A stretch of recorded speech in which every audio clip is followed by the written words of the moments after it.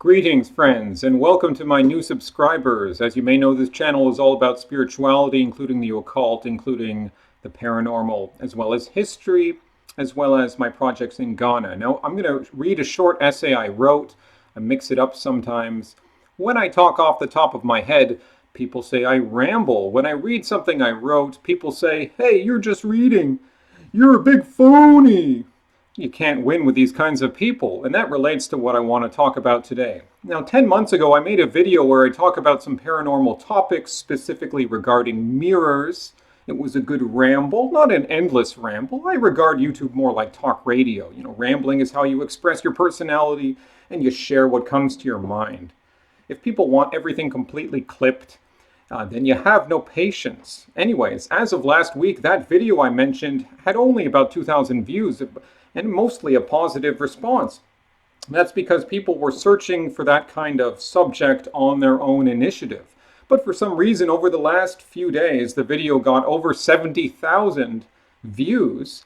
I can only conclude that YouTube made a change in their algorithm. That's the only reason why. It's not like I made a spectacular video.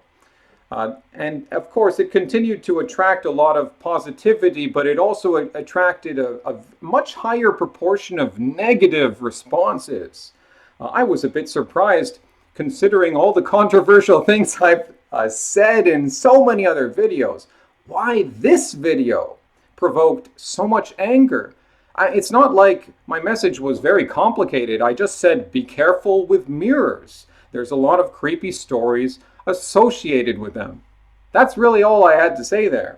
And I don't claim to have the whole truth here, nor am I forcing any philosophical system on you. And I certainly didn't postulate anything like that in that video.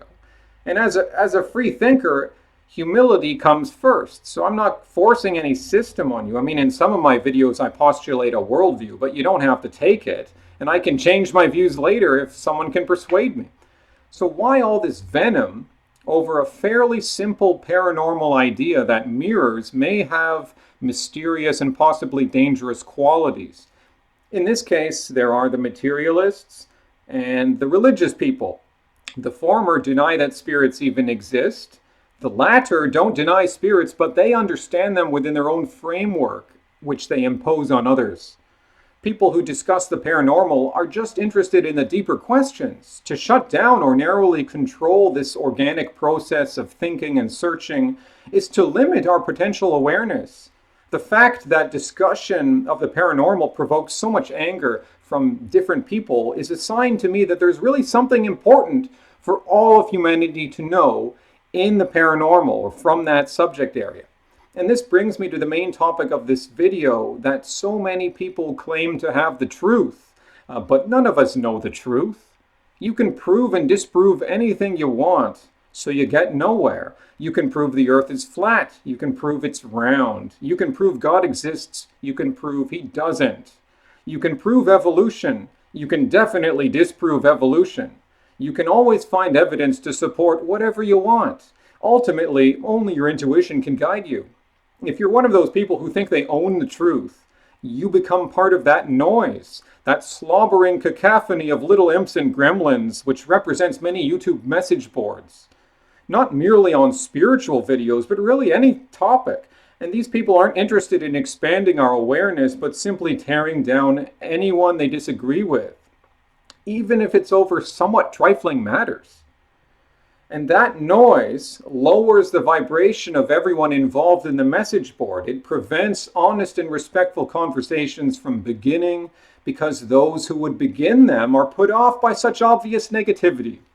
These people seem to think that writing doesn't convey tone. Well, actually, writing does convey tone. Even a marginally intelligent person can grasp tone intuitively. If you think you have the truth and someone else is wrong, why attempt to insult that person? Regarding my video on mirrors, let me give two examples. First, some guy is like, dude, let me give you the facts. Now, I know he's not speaking, it's his writing, but that's how he's starting off. And then he goes blah, blah, blah of some esoteric topic. That's great. Yeah, man, you have the facts. Good for you. It's a shame because maybe he is an interesting guy, but do I want to speak to someone who starts off like that when there's hundreds of other people writing stuff? I don't have to read anything at all, but if you want me to, then perhaps you would consider that writing has tone. And then there's this old guy who seems to be an old guy based on his profile picture. And he writes these huge essay length comments. He must have written 4 or 5 of them with a lot of spiritual stuff, which sounds kind of like stuff I could agree with. But right from the beginning, he's telling me, you don't know anything. You're brainwashed. And just using condescending language. Well, fine. I would expect that from the average YouTuber, the average atheist, the average religious fundamentalist. Nut. But this guy is claiming to have the real spiritual wisdom. He's going on about love and positivity, gratitude, friendliness. It's like, okay, right, that sounds great, but that's just kind of blows my mind though, because it's just this weird negativity mixed in there, and it just doesn't pass the smell test. He's professing positivity and love, but actually he's trying to exercise power here. He's definitely trying to say it's my way or the highway. So you can have your own little cult. Good for you. If you really knew the whole truth of reality, then this guy and anyone else would never feel the need to write the sort of comments they do.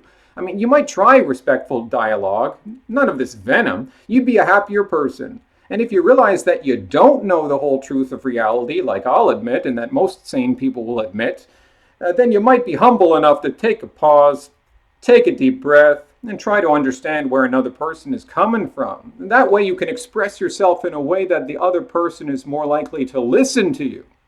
Hasta luego, amigos.